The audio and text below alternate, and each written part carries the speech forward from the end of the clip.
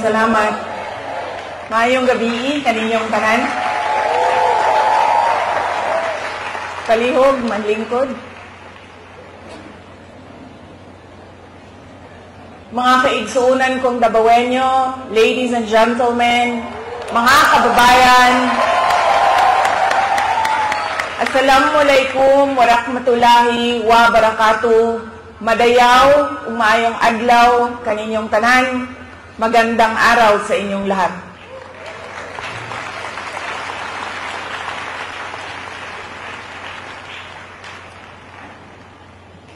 Unahin ko po muna ang aking mga pagpapasalamat. Una po, ang aking pagpapasalamat sa Kingdom of Jesus Christ, sa inyong paanyaya sa akin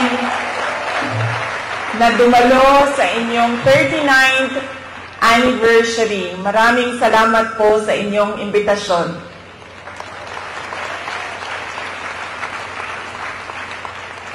Pangalawang pagpapasalamat ko po ay mula po sa akin personal. Ang pagpapasalamat ko sa tulong ninyo, sa kampanya ninyo, sa suporta ninyo at sa boto ninyo para sa akin nung nakaraang halalan ng taong 2022. Ang susunod na pagpasalamat ay mula sa akin pa din, personal din sa akin, ang pagpapasalamat sa inyong lahat sa suporta ninyo sa aking trabaho noon sa Department of Education at patuloy na suporta ninyo sa aking opisina, ang Office of the Vice President.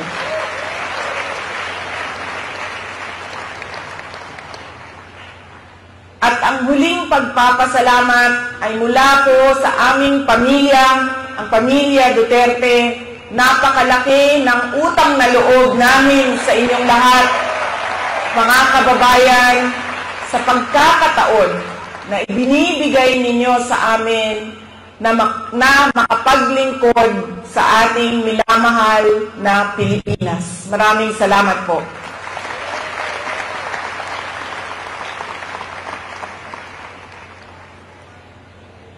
Nasabi ko na po,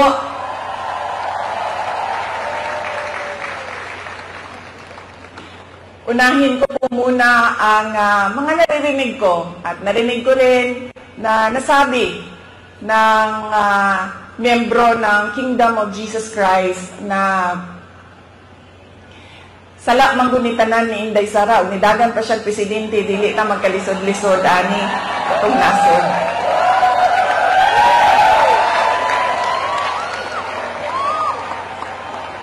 In another forum, I will thoroughly explain myself kung bakit ganon ang nangyari at ganon ang desisyon ko. Pero sa ngayon, hinihingi ko lang ang patawad ninyo na nagkamali ako.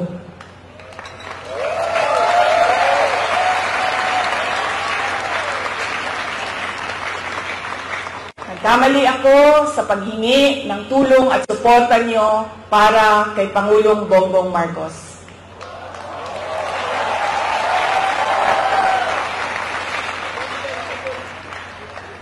I was on the mistaken belief that we were together on the platform of unity and continuity. Nagkamali ako. Kaya hinihingi ko ang patawad ninyo.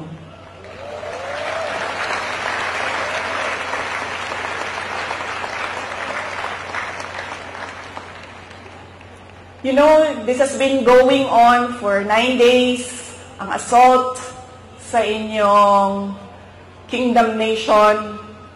At I could not come earlier dahil meron ding atake sa opisina ng pangalawang Pangulo. At hindi ko maiwanan ang aking mga kasamahan doon sa Office of the Vice President.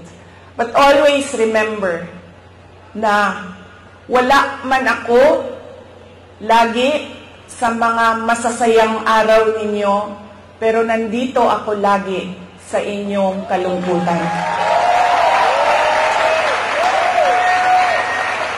I will always be with you in your darkness. Bago ako pumunta dito, doon sa Manila, sinabihan ako, huwag kang lumapit sa KOJC dahil talo ka dyan. Kalaban mo administrasyon, kalaban mo dayuhan na superpower. Sabi ko,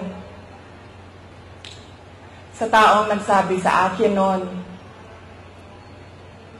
walang contest, hindi ako matatalo. Walang kompetisyon. Bakit ako matatalo? They may be a minority.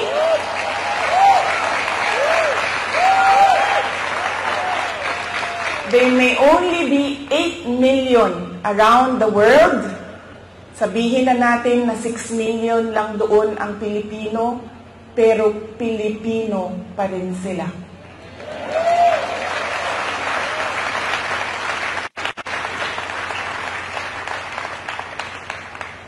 Noong ako ay naging Vice President, isa sa lagi na problema natin, hindi lang dito sa Davao City, but sa iba't ibang lugar ng Pilipinas, ay ang disaster response. So, nung ako ay umupo, in-institutionalize namin ang Disaster Operations Center ng Office of the Vice President. Ang aming paghahanda ay disaster response. Pinaghandaan namin ang baha, pinaghandaan namin ang delubyo, typhoon, pinaghandaan namin ang earthquake, lahat ng maisip mo na kalamidad, pinaghandaan namin. Pero, nasabi ko doon sa mga kasamahan ko sa Office of the Vice President, we have not prepared for a crisis such as the kingdom of Jesus Christ. So anong sabi ng libro natin dyan sa Disaster Operations Center? Ano ang dapat nating gawin sa krisis at disaster na ito? Lahat sila walang masagot. Kahit ako matagal, ako nag-isip kung ano ba ang response namin. Because this is a crisis. It is a disaster. Ano dapat ang tugon ng Office of the Vice President? At isa lang ang naisip ko. Sabi ko, as Vice President and as a Dabawenyo, I will be there to comfort them.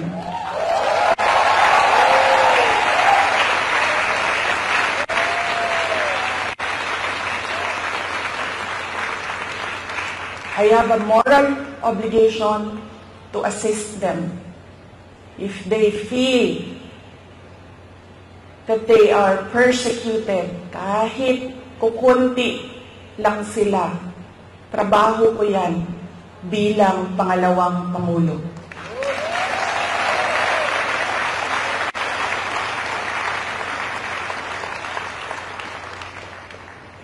Doon din sa amin, sa Office of the Vice President, sabi nung isang kasamahan namin, doon sa USEC namin, sabi niya, USEC, ano bang matutulong ko kay Inday Sara? Naaawa na ako sa kanya. Sabi ko, tinanong ako ng USEC, sabi ko, excuse me, hindi ako kawawa. Hindi tayo kawawa sa Office of the Vice President. Dahil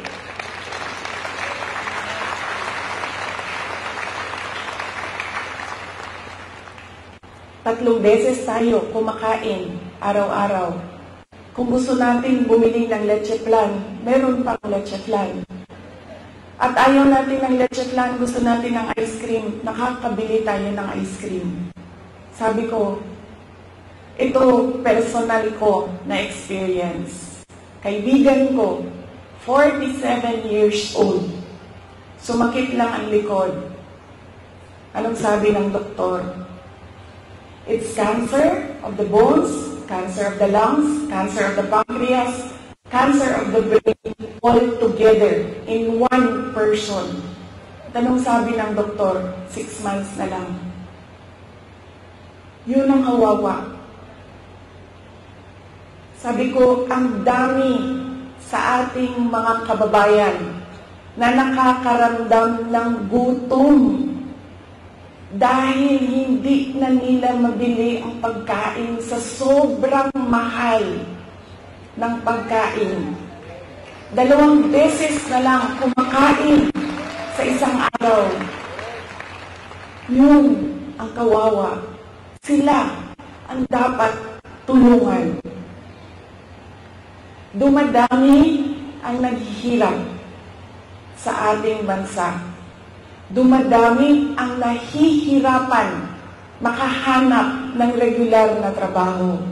Sila ang totoong kawawa at kailangan ng tulong natin.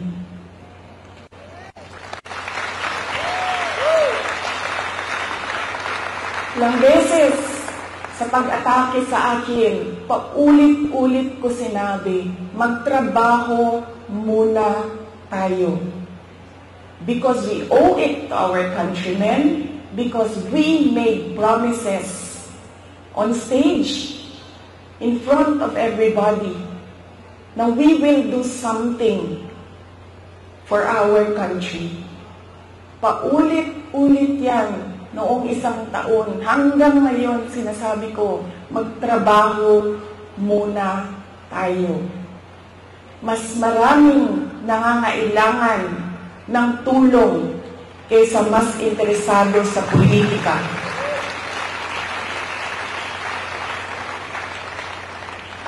Pero this night is not about me and my problems. Hindi ako kawawa. Mas kawawa ang mga kaibigan natin na natutulog sa tabing daan, gutom. Minsan, sa isang araw, wala na talagang kinakain. Sila ang totoong problema at totoong nangangailangan ng tulong dahil sila ang kawawa. This is about kingdom of Jesus Christ and the assault on the kingdom nation. Tandaan ninyo, hindi kayo kawawa.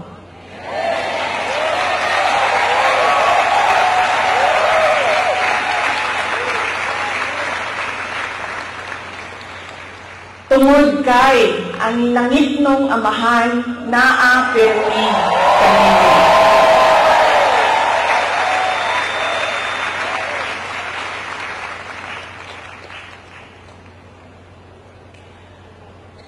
Noong isang araw, kausap ko yung SMNI President. Sabi ko sa kanya, Sir, bigyan mo ako ng update sa mga tao. Sabi niya sa akin, 3,000 kapulis, 4,000 kapulis, 5,000 kapulis, ilang ipadala din sa Kingdom Nation. Nalisang na ang mga tao. Nangahadlok na sila. And then I said, mali nga malisang. Mali nga mahadlok. Kay bawo mo nga no,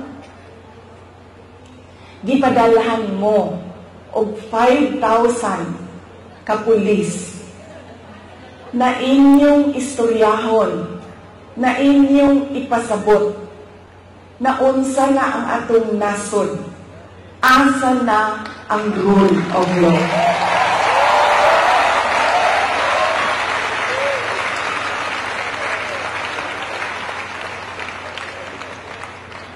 Ipadala sila dinhi para hadlokon mo, gipadala mo sa Ginoo para pasabton sila.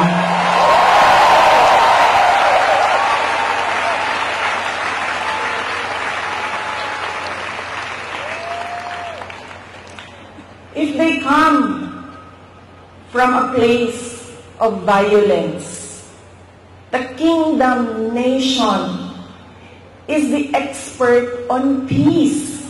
Kay bawo anak. Dabaweños are peace-loving, Filipinos. And in fact, dili lang Dabaweños, because the kingdom nation citizens can be found all over the country and around the world.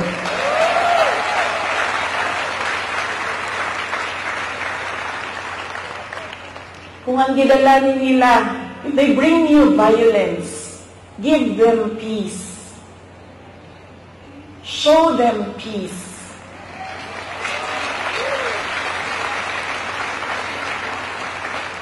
Make them understand that this is not about me and you. This is about the abuse of power and the assault on the freedom of religion.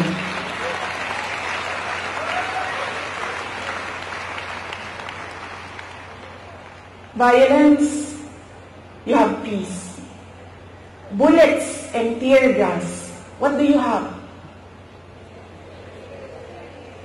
You have the words of the Almighty God.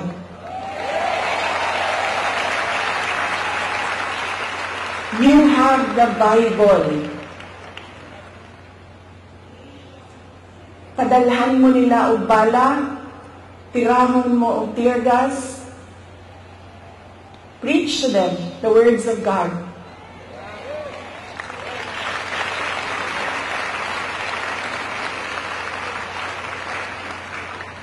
Pangtulo, if they come from the evils of Satan, what do you have? You have the goodness of the Lord Jesus Christ.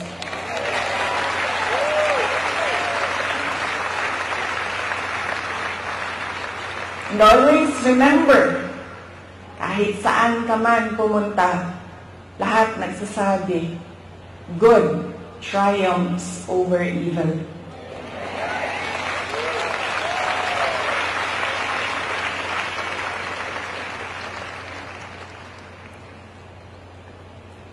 Ang ako'ng lola sa mother side, maternal grandmother na ako, buhi pa siya karon, kaluoy sa Ginoo, she's blessed with a very long life. She's in her 90s. Lumad sila dinhi sa Davao del Sur of Davao City, sa Padada, Davao del Sur of diri sa Davao City. Ang iyahang trabaho is mangmaligya o kaniadtong panahon, mga 1960s, 1970s, mamaligya o mga PX goods. Yan mga murang ukay-ukay kung ginatawag nato karon. O niya, mamaligya o mga lain-laing klaseng dry goods. Nakaadto siya o baklaran na maligya siya o mga sandals, mga mo ang ginabaligya kaniadto. Sa iyahan mo nakakaton o kanang dili magulat nga naay customer, kundi tawagon nimo dapat ang customer, pasudlon nimo sa imuhang tindahan. Doon na siya'y pulong sa ako itong batanon pa ko. Kaya bawo mo, diri manggod sa ato sa Pilipinas, when you are outspoken, when you are opinionated, when you are headstrong, ang tawag sa imuha maldita. I feel that it is wrong, pero somehow, siguro sa ato ang mga Pilipino na kumutubag ka sa mga elders, tawagon ka maldita. So, kung batanon pa ko, ang ako ang lula, mag-istorya, mga saba tingali, o niya, matubag ko, mayroon tayo na ang ako ang lola. Maghinay-hinay ka, Inday. Kay ang gaba sa Ginoo dili magsaba.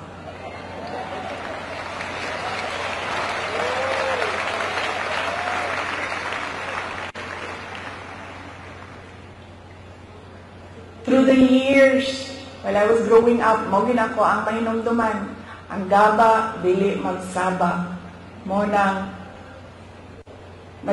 nagkaroon ko og hadlok.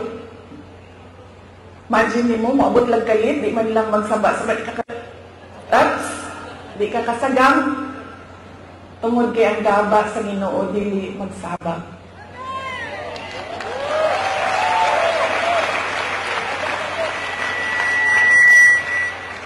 Motong kaganina, I know, dili ko makasulti when our preacher said, love your enemy. Nag-anak lang yun ko.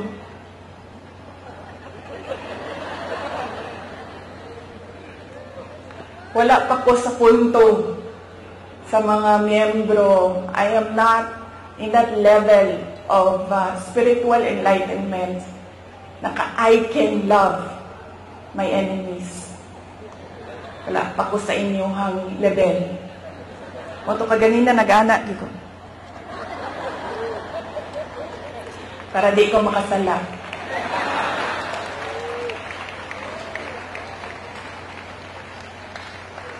But you know,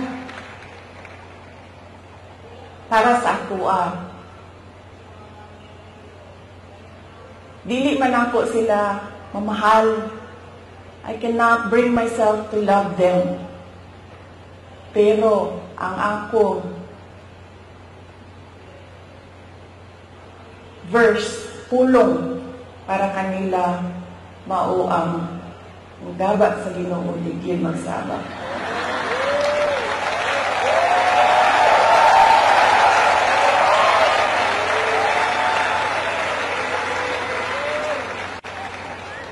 Paula siya ang prinsipyo sa ako ang lola ko rin.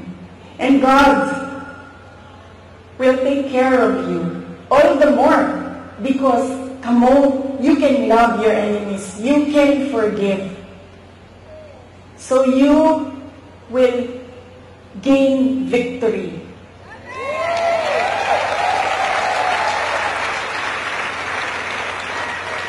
God will be there, will always be behind you, around you, above you, underneath you, to cradle you, to shelter you.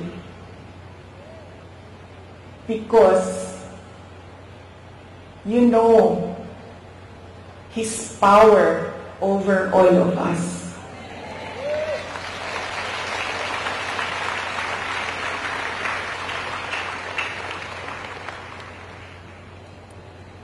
Kaganina, nawala naman itong atuang ko ay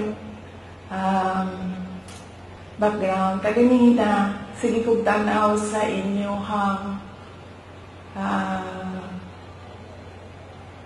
wall. And then, nakabutang dito, 39th anniversary. Nakauna-una ko na sa pagtuo sa mga inchik, malas magunang 9.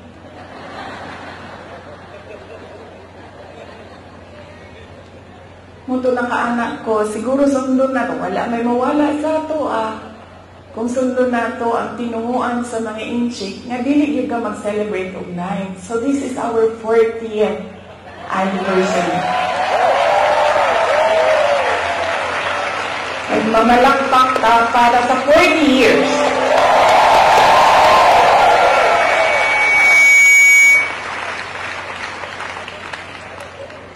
You have come a long way from 1 to almost or approximately 8 million around the world.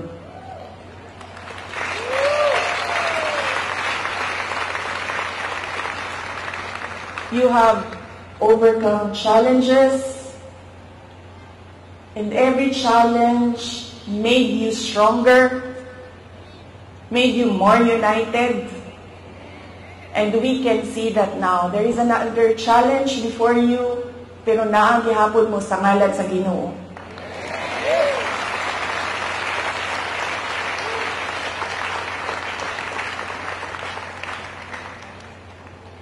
O sa tanaw nako, sa kadaghahan, sa kalisod, o sa kadaghahan sa pandaot, o sa kadaghahan sa dili pagtuo, sa inyo ug sa kadaghan sa pag kanang kansyaw ba sa inyong pagtuo, I think you will reach 100 years or more.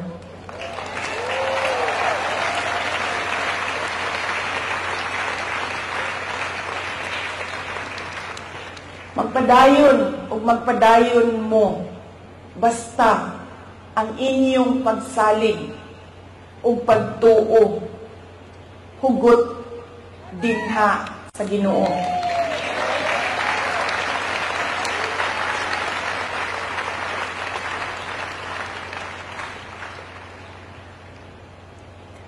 During COVID, it was a experience as mayor. It was an experience that I do never want to go through again. The COVID-19 pandemic. Dili na ako ma-explain sa inyo nga ang kalisod atong panahon na to. Nga doon na yung mga gipangayo sa imuha nga COVID-19 response. Pero walay budget ang syudad para punduhan ang mga projects para sa COVID-19 response. Daghan kaayo. TTMF, PPEs, suporta sa mga frontliners, health workers. Dili na ko gusto mo sa bato.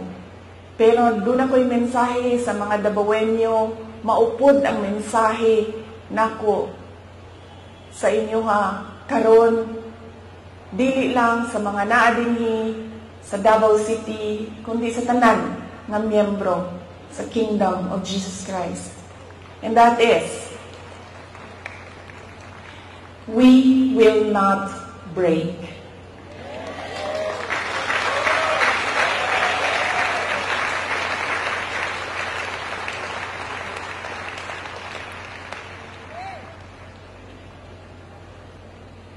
On my way here, kaganina, nag-ingon ko I will leave you with a verse. And nangita ko og verse, butang na ko dito, of being afraid.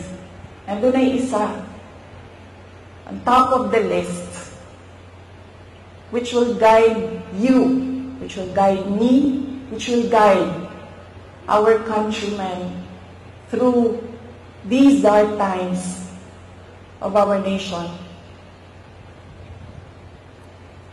And that is Psalm 23, verse 4. Even though I walk through the valley of the shadow of death, I will fear no evil, for you are with me.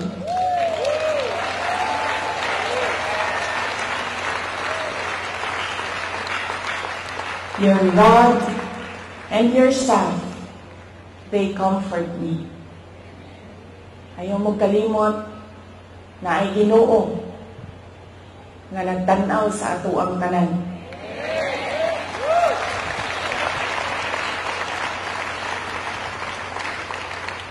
Og ang iyahang gaba,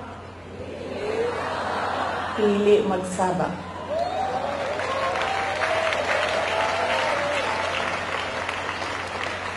Let us clap for 100 more years.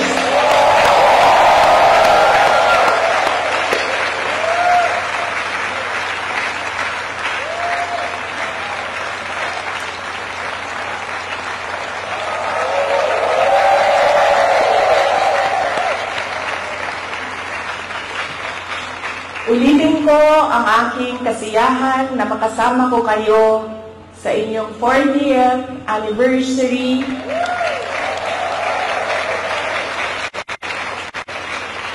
We will not break. Happy 40th anniversary, Kingdom of Jesus Christ. God save the Philippines.